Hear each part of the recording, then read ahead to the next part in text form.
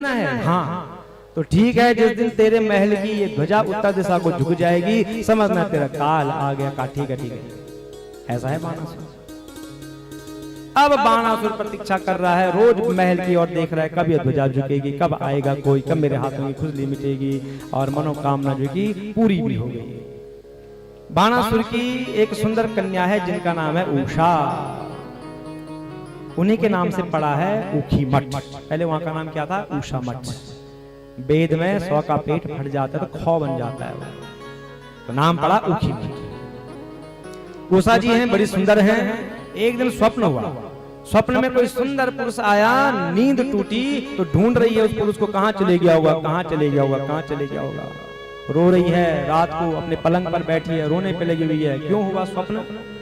एक समय की बात है, भगवान शंकर मंदाकिनी के तट पर विहार कर रहे थे। नंदी से कहा कि जाओ पार्वती को बुला करके लाओ। नंदी गए। माँ ने कहा आ रही हूँ, 1 बार 2 बार 10 बार 100 बार। माँ कह रही मैं आ रही हूँ, श्रृंगार कर रही हूँ, श्रृंगार पूरा ही नहीं हो रहा है। भगवान ने कहा नंदी ने कहा बाबा मेरी बस का नहीं, ऊपर नीचे करते करते मैं बहुत थक गया हूँ। ये दृश्य देख रही थी उषा जी सोनितपुर में बैठ करके। कैलाश वहीं से तो आते हैं बाबा। उषा जी ने देखा कि भगवान कितने जो हैं कि लालायित हो रहे हैं कि माँ पार्वती भी होती तो कितना अच्छा था, और माँ को देखो आ नहीं रही है, तो क्यों ना मैं ही चली जाऊं तब तक। उषा जी ने बनाया भगवती पार्वती का स्वरूप। इधर जैसे ही उषा जी का घर से निकलना हुआ और वहां कैलाश से पार्वती जी का निकलना भी हुआ, दोनों मार्ग में मिल जाते हैं। पार्वती जी ने कहा अच्छा मेरे पति को ठगने चली थी, तू छलने चली थी, जा स्वप्न होगा, पर पुरुष आएगा तेरे मन को हर लेगा। का माँ ऐसा साप मत दो मुझे, जीवन नरक बन जाएगा। तो ठीक है, वही तेरा पति भी होगा। ये जो कि वरदान भी दे दिया। तो आज स्वप्न में उस पुरुष को देखा तो रोने पे लगी हुई है। सुबह हुई, दासियों ने कहा क्या हो गया, क्यों रो रही हो? नहीं बताया कुछ। इनकी एक सखी है कुंभांड की बिटिया, जिनका नाम है चित्रलेखा। ये बहुत अच्छा चित्र बनाती है, अच्छी पेंटिंग बनाती है। चित्रलेखा ने कहा क्या वर्क तुझे सुबह सुबह रो रही है? सुबह सुबह रोना अच्छा नहीं होता। बहुत सारे लोगों की आदत है सुबह होती है रोने पे लग जाते हैं, नहीं रोना चाहिए सुबह सुबह। क्या हुआ, क्यों रो रही है? अरे स्वप्न हुआ। तो स्वप्न हुआ तो रोना है? अरे स्वप्न में सुंदर पुरुष आया। अरे सुंदर पुरुष आया तो फिर भी रोना है क्या? अरे मुझे मिल नहीं रहा है, उसको लेकर के आ कहीं से, नहीं तो मरती हूं मैं। चित्रलेखा ने कहा अरे स्वप्न तुझे हुआ, पुरुष तेरे जो है स्वप्न में आया और मुझे कह रही है कि कहीं से लेकर के, मैं कहां से लाऊं? अगर मुझे स्वप्न होता तो मैं लाती। नहीं नहीं, उसी को लेकर आप मुझे वही चाहिए। चित्रलेखा ने कहा ठीक है, मैं चित्र बनाती हूँ, तू देख ले, होगा तो मुझे बता देना, मैं रुक जाऊंगी, मैं ले आऊंगी। अब जो है कि चित्रलेखा चित्र बना रही है। बनाई चित्र, देवताओं के बनाई ये भी नहीं, गंधर्व ये भी नहीं, सिद्ध ये भी नहीं, चारण ये भी नहीं, पन्नग ये भी नहीं, दैत्य अरे इनको तो हटा, ये तो सुंदर नहीं है। विद्याधर ये भी नहीं, यक्ष किन्नर सबके बनाए, मनुष्यों के चित्र बनाए ये भी नहीं, ये भी नहीं, अरे ये भी नहीं, तो फिर कौन? अब जो है कि विष्णुवंशी वासुदेव जी के पिता सूर का चित्र बनाया। हाँ लगभग ऐसे ही दिख रहा था, बनाती है। फिर बनाते हैं वासुदेव जी का चित्र, लगभग बाल ऐसे थे घुंघराले उसके। अच्छा भगवान श्री कृष्ण का चित्र, अरे आंखें बिल्कुल ऐसी सुंदर थी उसकी।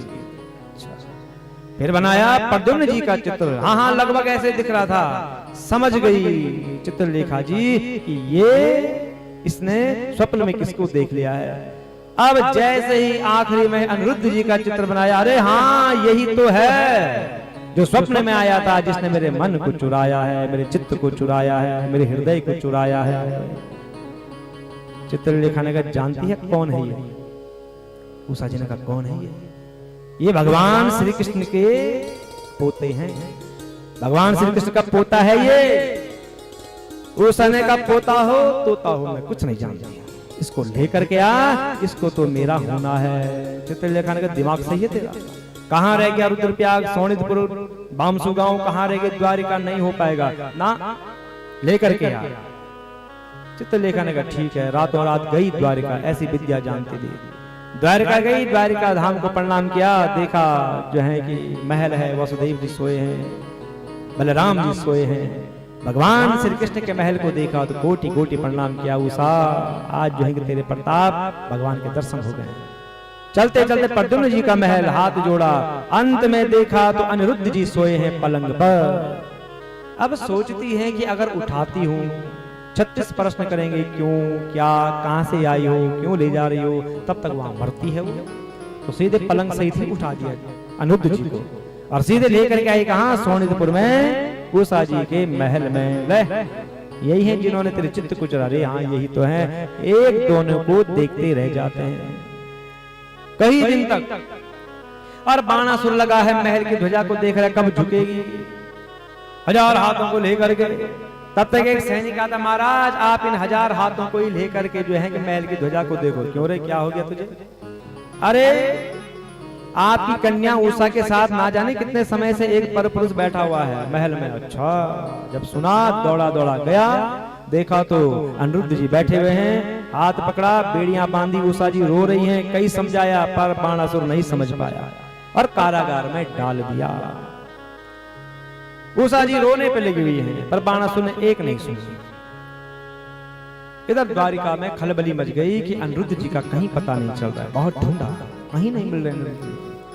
नारद जी ने कहा, हे प्रभु द्वारिका में ढूंढने से नहीं मिलेंगे अनिरुद्ध जी, तो